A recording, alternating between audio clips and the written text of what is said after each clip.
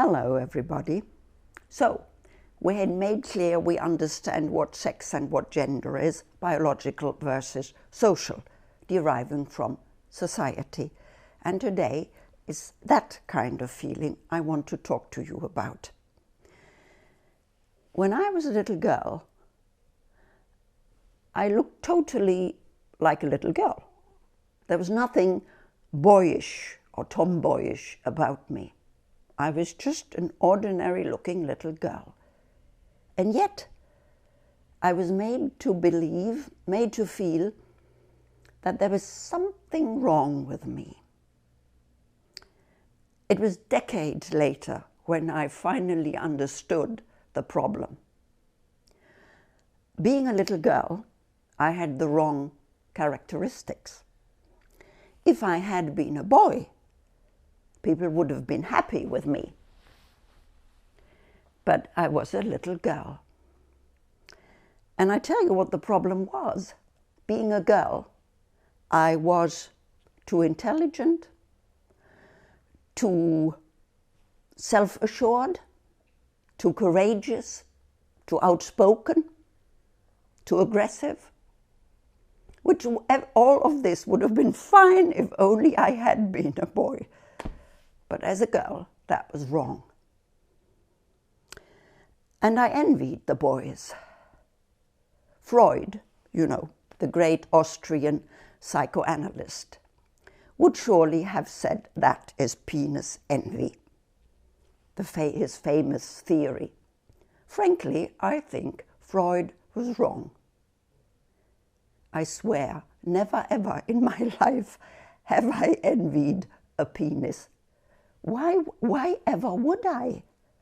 Whether you're the egg producing or the sperm producing, I don't really think that makes the great difference.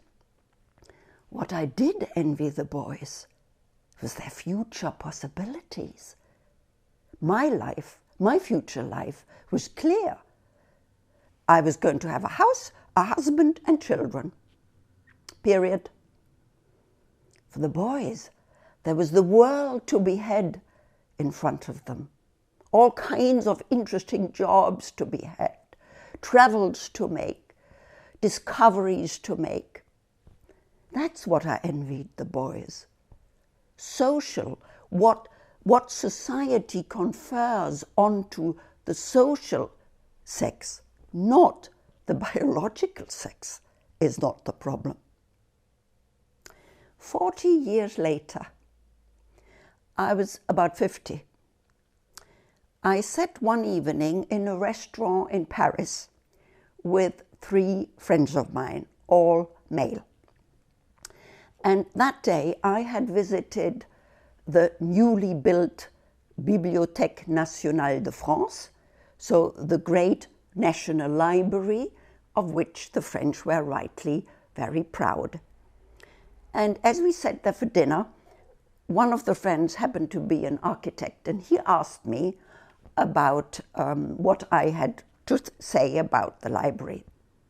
And since I had at some time in my life ran a small library, I did know something about libraries, and I told him in detail the pros and the cons of this library. And when I'd finished, he said, "You have a man's brain, Britta." This was a very good analysis. I must have looked shocked at him, because he hastened to say, "I meant this as a compliment." I can laugh about it now. I didn't find it funny then. Because my brains work well, there was something wrong about me when I was a little girl, and it was still strange at age 50. This is social determinations. It's nothing to do with the way I am. It has to do with the way my society thinks I should be. If I can think, well, I must be a man. Strange, isn't that? I tell you, I've met no end of stupid men in my life. I have also met no end of stupid women in my life, obviously. And I've met very intelligent men, as I have met very intelligent women.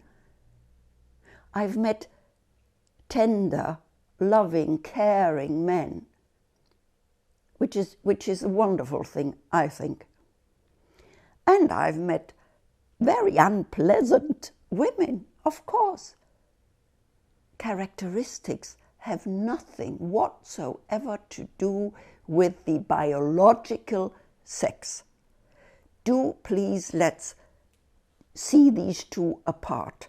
And let's let every human being, whether the person happens to have breasts or happens to have a penis, just let them be the way they are, the way they want to be, arrange their lives the way they want to, take on jobs the way they want to, arrange their private lives the way they want to, and let them just be happy with whatever they feel is right for them. How about that? Thank you and goodbye.